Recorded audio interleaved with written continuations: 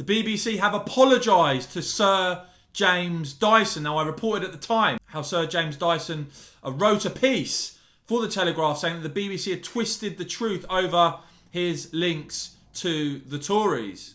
At the time, Dyson said that the BBC's characterisation of him as a prominent Conservative donor or supporter, leveraging a position of power to extract favours from the PM, is completely untrue, saying that he'd only met Boris Johnson 3 times, always with officials, and the last time in 2016. He said he's not attended any Conservative social events.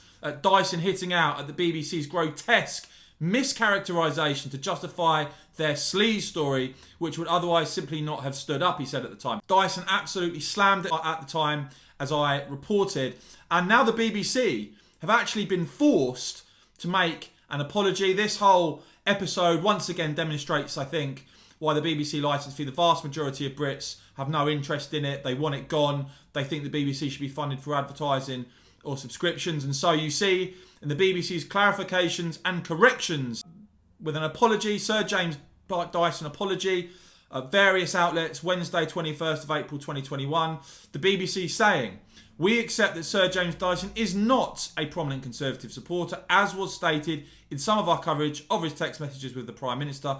The James Dyson Foundation made a charitable gift to support the Wiltshire Engineering Festival for school children. We accept that this does not signal affiliation to any political party and would like to put the record straight. Sir James also raised concerns about the accuracy of other aspects of our reporting. We wish," the BBC say, "to make clear that Sir James contacted Number 10 in response to the Prime Minister's direct request to him for assistance in relation to the urgent need for ventilators and incurred costs of £20 million, which his company voluntarily absorbed in trying to assist in the national emergency."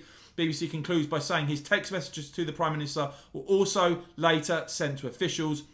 "We are sorry," they say, "that these facts were not always reflected in our coverage, and we apologise for not doing so." Now, responding to this from the BBC, Sir James Dyson has said, "The BBC now acknowledges that it was wrong and has issued an apology, which I accept. To justify its claim that I am a prominent Conservative supporter, the BBC shamefully twisted our charitable gift to school children to suit their political narrative. The Prime Minister asked Dyson for help at a time of crisis in the national interest, and we did just that. We dropped everything and focused on the national effort. Far from any gain, the project cost us £20 million, a sum we voluntarily bore.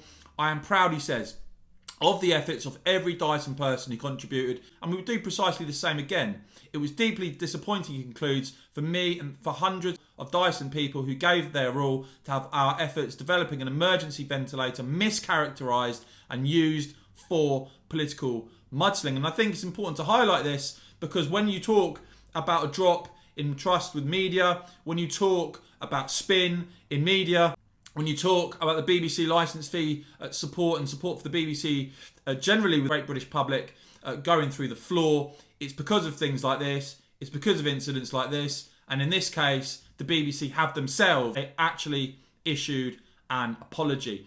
Do let me know what you think of all of this. What do you make of that apology from the BBC? And as ever, guys, if you enjoyed this report, please do give it a big thumbs up. Do hit the join button if you want to support my channel, become a member. And of course, as ever, thanks so much for watching.